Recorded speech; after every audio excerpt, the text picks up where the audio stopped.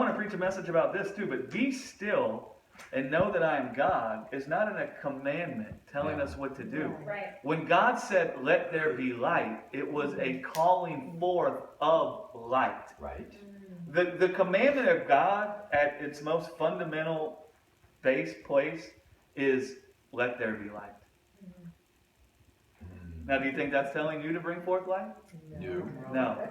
And so at its base place, the commandment of God is let there be light. It's God calling forth light. So when God says be still and know that I am God, he's not commanding you to be still, but what he's saying is I'm going to call forth stillness in you. Yeah. I'm going to put you to rest. I'm going to cause you to be still. Jesus stood in the boat and said, be still.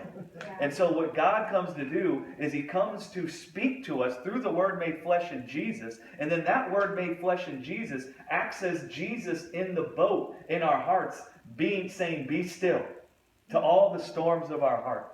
Right? Be still.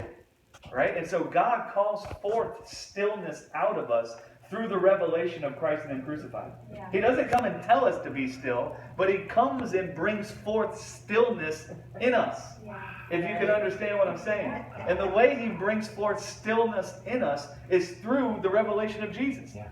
And he calls forth rest out of us. Yeah. When God wants to bring something forth, he calls it forth. Speaks it, right. Paul said, God who called forth light out of darkness Yeah. through the spirit of faith.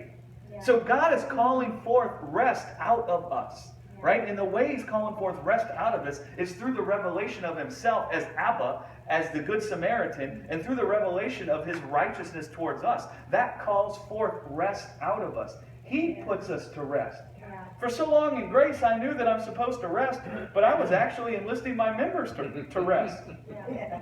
And in that, listen, if you're in that place, there's no shame in that, but really you're not resting, you're rebelling against the law. Yeah. And so your life is born from rebellion. And you define rest just as, I'm not going to do anything. Or I'm not going to do anything I used to do under the law. Right? Right. And that's when we confuse rest as an outward action instead of what's going on in the heart. Right. Right? But Yeah. God, He listen, man, there's good news for you if you don't know how to rest. He's bringing forth rest in you. He's taken it upon himself to bring forth rest in you. And so if you're struggling to rest, there's good news for you. You haven't been created to be able to bring yourself to rest. You've been created to hear a word, and the word will bring forth rest in you. Right? And then I find